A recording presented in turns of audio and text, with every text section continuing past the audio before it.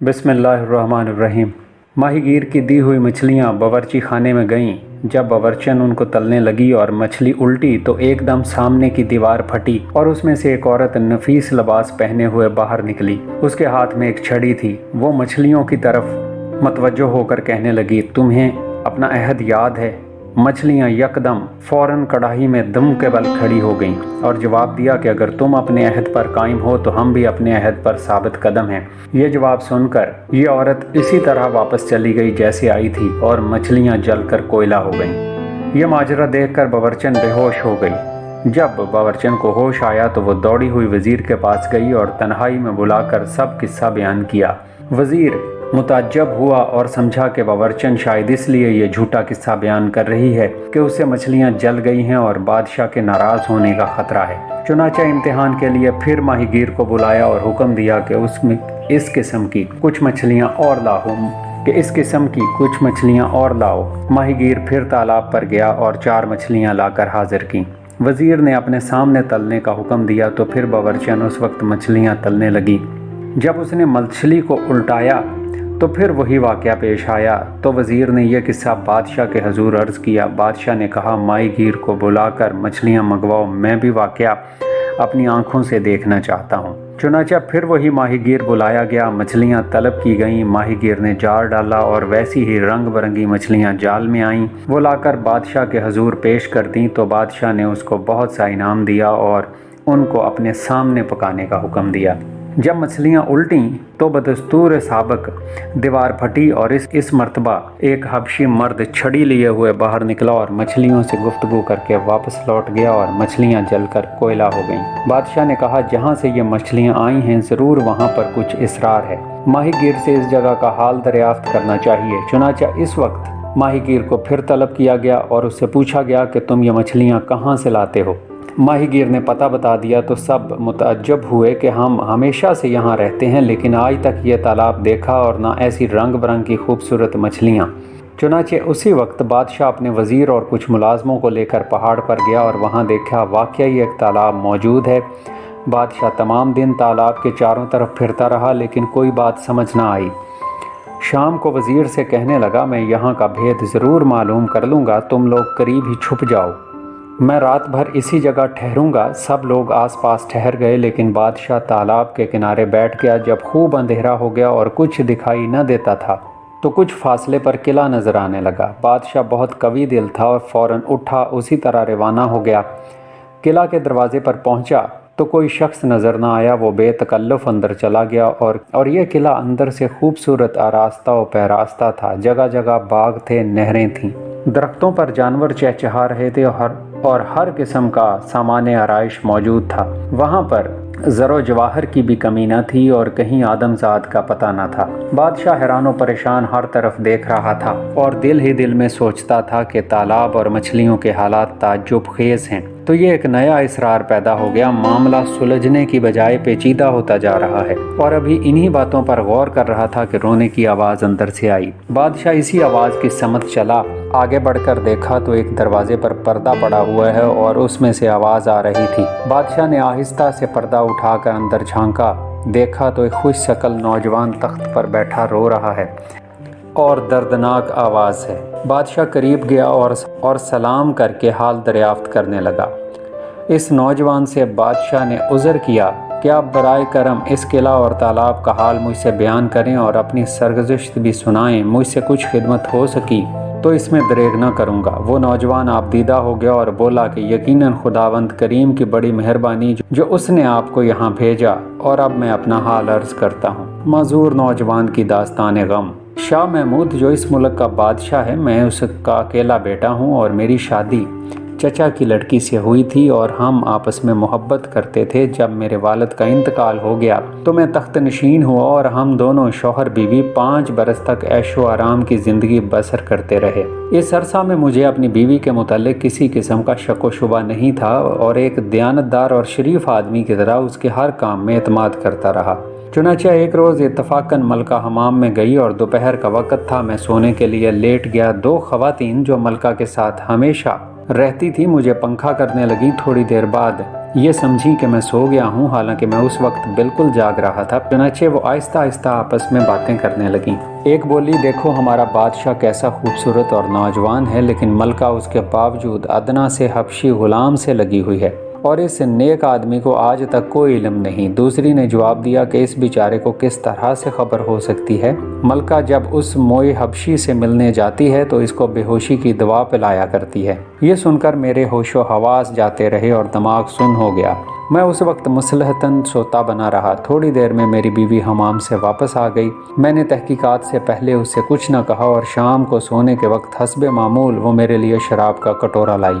मैं समझ गया कि इसी तरह मुझे बेहोश करके मुझे बेवकूफ़ बनाया जाता रहा है। मैंने गिलास तो ले लिया, लेकिन मलका की आंख बचाकर उसको पीने की बजाय दूसरी तरफ गिरा दिया और ख़ुद सोने के लिए लेट गया। जब मलका को यकीन हो गया कि मैं बेहोश हो गया हूँ तो वो बाहर की तरफ चल दी। फिर मैं बड़ी आहिस्तगी से बिस्तर से उठा और उसके पीछे पीछे रवाना हो गया। मलका यानी मेरी बीवी महल से निकल कर एक वीरान मैदान में आ गई, जहाँ एक हबशी गुलाम जो गालबन उसी के इंतज़ार में टहल रहा था। दोनों एक दूसरे से लिपट गए और फिर आराम व इत्मीनान से मोहब्बत की बातें करने लगे। मेरे तन बदन में गैरत की आग लग गई। मैं इसी जगह झाड़ी की आड़ में ठहर गया। जब वो हबशी गुलाम और मलका मेरे करीब से गुजरे तो मैंने तलवार से हमला कर दिया। गुलाम मेरे वार से ज़ख्मी होकर गिर पड़ा और मलका यानी मेरी बीवी इस अचानक वार से परेशान हो गई थी, इसलिए मुझे पहचान न सकी और मैं उसको वहीं छोड़कर महल में वापस आ गया और अपने बिस्तर पर लेट गया। थोड़ी देर बाद मलका वापस आ गई और इत्मीनान करके कि मैं सो रहा हूँ अब भी आराम करने लगी और लेट गई। और सुबह में हस्बे मामूल दरबार में चला गया और अपना कारोबार सल्तनत अंजाम देता रहा। लेकिन जब मैं महल से वापस आया तो मैंने देखा कि मलका मातमी लिबास पहने हुए बैठी है और उदास है। मैंने दरियाफ्त किया तो कहने लगी कि मुझे अपने एक अजीज़ के मरने की इत्तला मिली है, इस वास्ते मातमी लिबास पहना हुआ है। चूँकि मैं असल हाल से आगाह था इसलिए खामोश रहा। कई रोज़ गुजर गए लेकिन मलका का मातमी लिबास न उतरा। मैं भी ये मालूम करने की फ़िक्र में था कि कमबख्त हबशी का क्या अंजाम हुआ। एक दिन आखिर पता चला कि वो मरा नहीं, सिर्फ ज़ख्मी हो गया है। एक शब को मैंने फिर मलका का ताक़ुब किया तो वो एक मकान में पहुंची जहां हबशी गुलाम पड़ा हुआ था। मलका उसके करीब बैठ गई और बड़े प्यार से कहने लगी कि मुझसे बात कर, मैं तेरे लिए अपनी जान तक कुर्बान करने के लिए तैयार हूं। लेकिन वो मलून खामोश रहा। उस वक्त मुझ पर गैरत का जुनून सवार हुआ और मैं गुस्सा की हालत में सामने जा खड़ा हुआ और इरादा किया कि दोनों को कत्ल कर दूं। ये देखकर मलका मेरी तरफ बढ़ी और कुछ पढ़कर मेरी तरफ फूंक मारी। मेरा वो हाथ जिसमें तलवार थी वो बिल्कुल नाकारा हो गया। इसके बाद फिर कुछ पढ़कर बोली कि तू आधा पत्थर का हो जा। इस वक्त मेरा नीचे का धड़ पत्थर का सा हो गया। उसके बाद ममलकत को झील बना दिया, आबादी को मछलियाँ, फिर उसके चारों तरफ जादू के ज़ोर से पहाड़ खड़े कर दिए ताकि दुनिया की नज़रों से पोशीदा हो जाए। और ये वही झील और मछलियाँ हैं। वो जालिम औरत अब भी अपने दोस्त हबशी गुलाम के साथ यहीं रहती है। रोज़ाना मेरे पास आकर मुझे 100 कोड़े मारती है और वो हबशी गुलाम भी अभी तक तंदुरुस्त नहीं हुआ। जब वो नौजवान अपनी मुसीबत की दास्तान बयान कर चुका तो बादशाह ने उसको तसल्ली दी और कहा, मैं उन दोनों से तुम्हारा बदला लूँगा, सिर्फ तुम मुझे उनकी रिहाइशगाह का पता बता दो। नौजवान ने बादशाह को पता बता दिया। बादशाह निहायत एहतियात से उस मकान पर पहुंचा और देखा कि मलका का महबूब हबशी एक रास्ता छपरकट पर आराम से सो रहा है। बादशाह बेपांव अंदर चला गया और हबशी पर तलवार का भरपूर वार किया और उसका किस्सा तमाम कर दिया। इसके बाद हबशी की लाश दूसरे कमरे में छुपा दी और ख़ुद कपड़ा ओढ़कर उसी छपरकट पर लेट गया। थोड़ी देर बाद फिर वो बदकार मलका आई और मोहब्बत भरे अंदाज में कहने लगी, आखिर प्यारे तुम मुझसे क्यों नाराज़ हो और मुँह से क्यों नहीं बोलते? मैंने तुम्हारे इंतकाम में तमाम सल्तनत को बर्बाद कर डाला और अपने शौहर को आधा पत्थर का बना दिया और फिर तुम पर हाथ उठाने के जुर्म में अब तक 100 कोड़े रोज़ाना मारती हूँ। बादशाह जो कि हबशी की जगह लेटा था वो मरीज़ों की तरह बहुत आहिस्ता से बोला कि तुम अपने शौहर को रोज़ाना मारती हो, उसकी चीखों पुकार से मुझे तकलीफ़ होती है। मैं चाहता हूँ कि तुम उसको अपनी असली हालत पर लौटा दो और तमाम लोगों को भी अपने जादू से निजात दे दो जो मछलियाँ बने हुए इस झील में बैठे हैं, और ममलकत को भी उसकी असली हालत में कर दो, क्योंकि ये सब मेरे लिए बद्दुआ करते हैं इसलिए सेहत नहीं होती। मलका ने कहा, मेरी जान ये कोई बड़ी बात नहीं, मैं अभी सबको वैसा ही कर देती हूँ जैसे पहले थे। चुनाचे मलका ने सहर का तोड़ पढ़ा और हर शय अपनी असली सूरत में आ गई। वो नौजवान भी मुसीबत से रिहा हो गया।